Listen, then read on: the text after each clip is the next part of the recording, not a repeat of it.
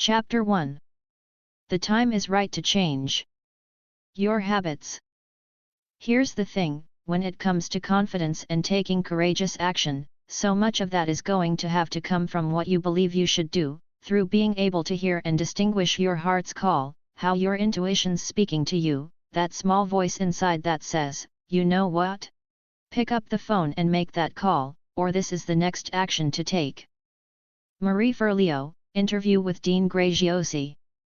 This is a volatile, even crazy, time in American history. From the influence of divisive politicians whom people feel they can't trust, to the negativity toward entrepreneurs who work hard and make a lot of money, societal norms are changing. As I noted earlier, most people will tell you that they feel they are working harder and faster to get things done, but to little effect. They strive to move up the ladder of success, yet for some reason it just isn't happening. Do you feel like you're not getting the results you desire or deserve? Well, besides technology affecting this outcome, another factor exists that you may not even be aware of. The good news is that you're not crazy for feeling like all your effort is for naught. It's not your fault. Let's see what's really to blame. Productivity vs. income. In doing my research for this book, one statistic on productivity grabbed my attention the most. If you look at the graph below, you will see that for many years productivity and wages were going up unilaterally on a steep 45-degree angle. However, as 1973 rolled around, things changed. Wages went flat, but productivity remained on the same incline. And what does that massive gap between wages and productivity suggest? It means we are getting more done as a society, yet income hasn't reflected this output. So when you feel like you're working harder and faster and using today's technologies to accomplish more, you are. However, wages are simply not keeping up. That's why you feel busier than ever and squeezed financially. The unfortunate fact is that the gap continues to widen. We can ignore it and blame others, or we can create the habits that multiply the income and success in our own homes. The middle class is taking a serious hit. Some even say we are going toward a two-class society. Now, I know that politicians and those pushing their agendas have harped on this point, but I'm localizing the conversation. I'm talking about how it affects the economy in your house and within your family. I'm not bashing the wealthy. Heck, in this book I am giving you the habits to become wealthy or increase the wealth you already have. But the statistics don't lie. If you are not prepared and armed with the right tools, the shift that is happening in America could greatly affect you. And when I saw the graph below, I knew I had to share it. Up until 1981, all classes of income were rising at about the same rate. However, in about 1981 a split started to happen. The 1% broke away from the crowd, and since then the top 1% of earners' income has gone up 138%. While the bottom 90% of earners' income has only gone up 15%. Here is an alarming look at the actual graph. But give me a minute to go through the so-called facts and then let me explain how they impact you. From one perspective, the gap is getting wider and wider. It seems as though we are evolving into a two-tiered society. The middle class is getting squeezed out, and it's obvious from this graph that this is not just a theory. This is real life. And it's why you may be feeling the effects I talked about earlier. As scared as that graph makes you feel, imagine this: what if that income gap you saw on the graph did not matter to you? What if you knew there were ways to become financially bulletproof and for you to create the class you desire in your life, in your home, and with your family? New measurement of success. You see, I have to believe statistics. And if they are alarming to you, great. More reason to continue reading and take action in your life. But what is even more alarming is what the term middle class means these days. If you and your spouse make $120,000 a year combined, that means you are in the middle class. But should we cheer? What if one of you is working 2 jobs and the other has to put in extra time during the weekends? Sure, you might have a nice car, a beautiful house, vacations, and some other cool stuff. But maybe the kids are in daycare and you rarely get to spend time with them. Maybe you and your spouse haven't had quality time together in a while because you are just too busy. Maybe you and your spouse are, in fact, less engaged with each other because when you do talk it's in between emails and text messages. Maybe you have your own business and feel overwhelmed every day. These are just a few scenarios of many. But my point is simple, is this truly the middle class you want to strive for? It's time to redefine the middle class.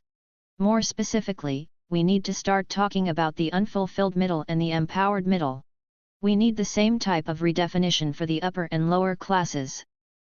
It doesn't really matter if you believe the middle class is disappearing. If you are doing okay financially but have a horrible quality of life, or if you are not living up to your full potential, this is not what life is meant to be about. Having money and no life sucks, and having no money and wishing you could create a life sucks.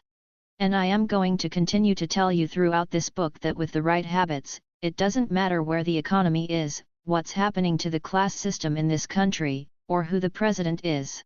What matters is that you dance to your own beat. Remember, you want to become the thermostat, not the thermometer. In that way, you are in control of your personal economy and lifestyle. You can shape both to fit your requirements in a way that is meaningful and fulfilling. And yes, this goal is more than just a possibility when you believe in and have the right habits. Money is not evil.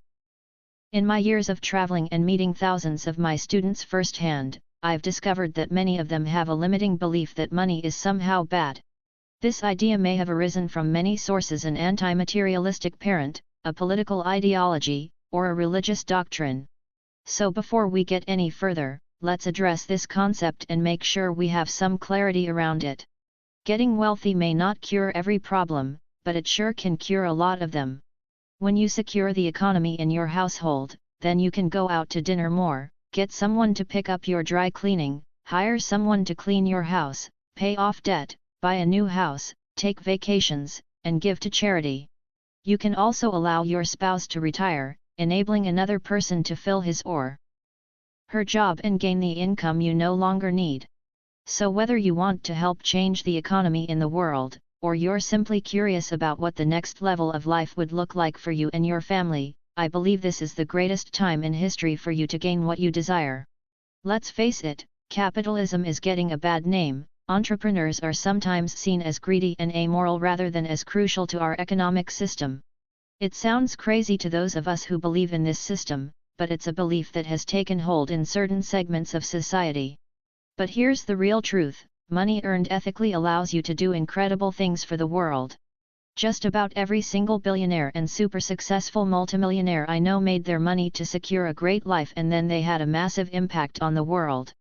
Most billionaires employ thousands of people. They also help family members and parents retire and support their kids as they move on in their lives. They help build churches, deliver water to places that don't have it, and create charities and help fund them, often without asking for any public recognition. Because, like I wrote, money earned ethically can have incredible byproducts, benefits for friends, family, and the world. If you're reading this book, you have a desire for more in life. Go make yourself wealthy, become secure, and watch how much good you can do for the world. Here is something else to think about. Society seems to be looking down on capitalism, entrepreneurship, and making money. Simultaneously, a lack of money causes more stress in people's lives than any other one thing in this world. Experts say most divorces are caused by money problems, and that most people on anti-anxiety pills admit that it's because of financial worries. Most people who don't feel connected to their children or spouse claim it's because of a lack of money, time, or having a job they hate. Have you ever worried about money? Of course you have. Do I have enough? Am I enough? Those questions can rattle anyone's cage. Here's what one of my mentors taught me: if you can cut a check for a problem, you don't have that problem. Repeat it like a mantra. If you can cut a check for the problem, you don't have that problem. If you have bills that you're stressed over, you cut a check, and that problem goes away. Worried about your kids' college education? Cut a check, that problem goes away. Worried about your parents getting old and not having enough for retirement? Cut a check and let your parents retire, like I did.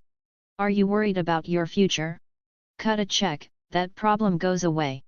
Is your business not doing as well as it could? Cut a check, that problem goes away. Don't tell me, money can't solve issues. When you get money out of the way, you're allowed to be your best self. Think of it this way, if I was sitting next to you right now and squeezed your throat, the only thing you would think about is oxygen. But prior to that, I'm guessing taking your next breath of air wasn't occupying your mind.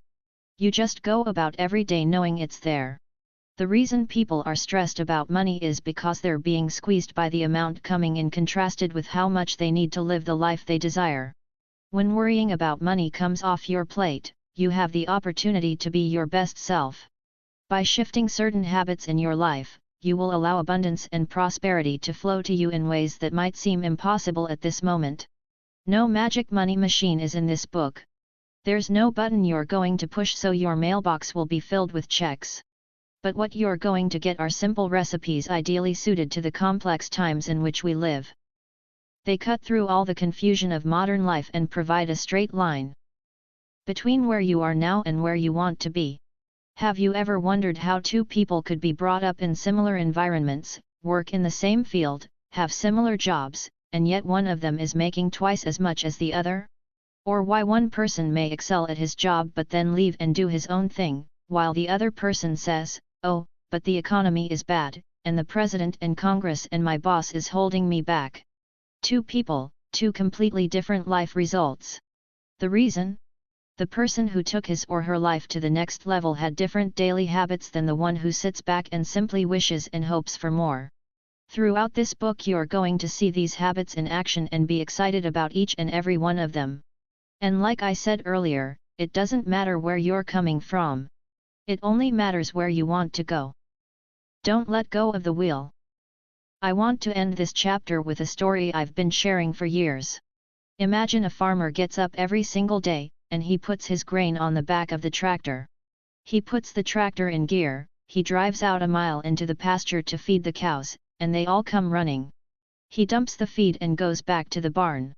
If he gets up every single day for 10, 15, 20 years and starts the tractor, puts the feed on, puts it in gear, and goes out to the same field, what will eventually happen?